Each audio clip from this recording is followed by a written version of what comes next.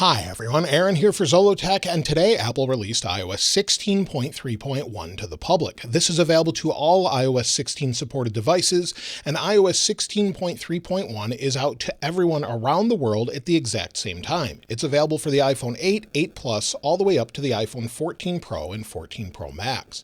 Along with this, Apple also released iPadOS 16.3.1, watchOS 9.3.1, macOS Ventura 13.2.1, as well as HomePodOS and tvOS 16.3.2, since they actually released a 16.3.1 about a week or so ago. Now, you should be able to see this update whether you have the beta profile installed or not. You'll just see it in different sizes. So if you have iOS 16.3, you'll see it at about 300 megabytes. If you uninstall that profile, you can reboot and you'll see this update. However, if you leave the beta profile there and you want to get future updates, you'll see it at about 5 gigabytes. So it just depends which one you have. If you have the beta profile installed, it will be larger. Now, as far as the overall build number, let's take a look at that, and then we'll talk about what's new. So we'll go to Settings, then we'll go to General, then About, and you can see the build number is 20D67. And it's nice that they have the Learn More button here that tells you all about it if you want to continue to go back and take a look at that. Now, as far as what's new in this update, well, this is more of a bug fix update. So they've fixed a few things quite a few people have been having an issue with. One of those has to do with iCloud. So if you go into your settings, tap at your name at the top, under iCloud, a lot of people were having issues with iCloud backups, terms of service, and things like that. iCloud settings now will be responsive and display information correctly if you're using iCloud. Before, there were some issues with this. Another thing they've resolved has to do with Siri itself. Sometimes if you were using Siri to locate a device, whether that be an iPhone or AirPods, sometimes those requests wouldn't work properly. Now they should work. So if we say, locate my iPhone 14 Pro, it's saying which model. We'll say 14 Pro. And it says I couldn't find it in your iCloud account. That's because I have multiple devices, but it should resolve that for most people. Additionally, Apple continues to try and resolve their issues with crash detection on the latest iPhones.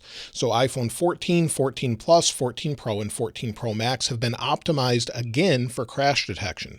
If you don't want to use that, of course, you can turn that off, but go into your settings, go under Emergency SOS, and there you can see call after a severe crash. Hopefully those optimizations have fixed the issues with people on ski slopes and more, but that should be resolved in this update. There's also security updates in this version. If we go to Safari and go to Apple's security website, I'll link that in the description, scroll down and you'll see that they've updated Safari as well as iOS and iPadOS and macOS. So if we go into this, we can see what they've actually updated. If we scroll down, they've updated just two things as far as security. One has to do with the kernel, one has to do with WebKit. And you'll see for the kernel, that's sort of the underlying code for the operating system itself. It says impact, an app may be able to execute arbitrary code with kernel privileges. The description is how they fixed it. A use after free issue was addressed with improved memory management. And then they give the CVE number and who actually was helping them figure out what was going on. And then additionally, there's an update for WebKit that has to do with Safari. And so if you're wondering if you should install this update, I would definitely install it due to those security updates as well as those bug fixes, as this should resolve a lot of issues we were having with iOS 16.3. But hopefully it resolves issues with battery if people were having issues with that. Additionally, with other issues we were running into a little bit earlier.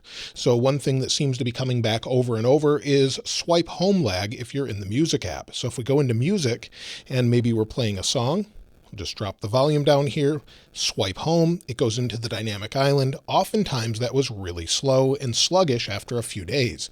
It will take a few days to know if we're going to have the exact same thing or not. So we'll need to know maybe after a few days if we're getting that lag, if the AirPods widget has been fixed for everyone, the swipe home stutter, and more. So hopefully it fixes that, as well as connectivity for a lot of people. I know quite a few people, including myself, that were having issues with Bluetooth and some were having issues with Wi-Fi. Again, it takes a few days to know if this is resolved. Now, as far as overall battery life, that will take a few days to measure, but I can share my battery life on iOS 16.3. So I have it on my other iPhone 14 Pro Max. We'll give it just a moment here. This one's at 99%, and overall battery hasn't been great. Yesterday, I had 1 hour and 6 minutes of usage, and it was about 30% of my battery. The day before, 4 hours and 50 minutes of screen active time, 8 hours and 24 minutes of screen idle time, and it used 100% of my battery. So it really has not been great for me. Hopefully it improves dramatically from here with those additional bug fixes, but we just don't know until it's actually been a few days and we've had time to test it. As far as overall performance, so far ProMotion seems to be nice and fast. Everything seems to be performing as you would expect, but again, it can take a few days to sort of slow down, and then we'll figure out if there's still an issue. As far as future updates, well, because we have tvOS and HomePodOS 16.3.2, Apple could release another update before the final version of the next version that we're expecting, which is 16.4. So maybe we'll see a 16.3.2 eventually before that update. However, usually now that it seems we're back on track with regular updates, typically on Tuesday or Wednesday, we could expect iOS 16.4 Beta 1 to release to developers and public beta testers. Then we'll have a few different versions of that until we get to a final release, some say in March, with 16.4 released to the public. However, it could go longer than that. And then, of course, in June, we should see iOS 17 released in beta form to developers and beta testers, and some new features and more. So with a 0.1 update, don't expect some major changes or anything like that. As far as the overall heat of the device, I know many are concerned. This is nice and cool to the touch. No issues here. Feels basically the same as just picking up a slab of aluminum. It's not warm at all, so maybe this update fixed that issue for a lot of people. As far as overall benchmarks, well, let's take a look at Geekbench 5. We have 1,874 for single core, 5,415 for multi-core. That's quite good for this device. And we'll compare that with 16.3 that we have here on the left. And you can see it's a little better for single core, and again, a little bit better for multi-core. So there's an improvement there, even right after an install, which is quite good. Apple, of course, also released iPadOS 16.3.1, and it has the same exact bug fixes, no feature updates yet. And of course, it doesn't have that crash detection, as that's specific to the iPhone 14 models. So not a whole lot more in this particular update. So that's everything with iOS 16.3.1. Now, if you found anything else, I'd love to hear from you in the comments below as far as its overall experience and more.